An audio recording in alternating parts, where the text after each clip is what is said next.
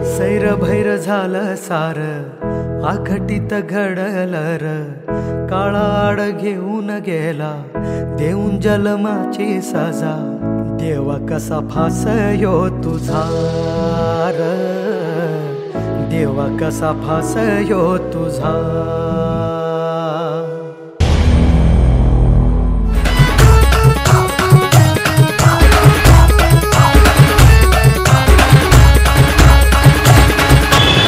दुःखद घटना आहे आपल्या सगळ्या कोल्हापूरकरांसाठी हे फारच। त्यामुळे मी शाहू ग्रुपतर्फे एक 10 लाखाची रक्कम याच्या रिस्टोरेशनसाठी दिलेली आहे।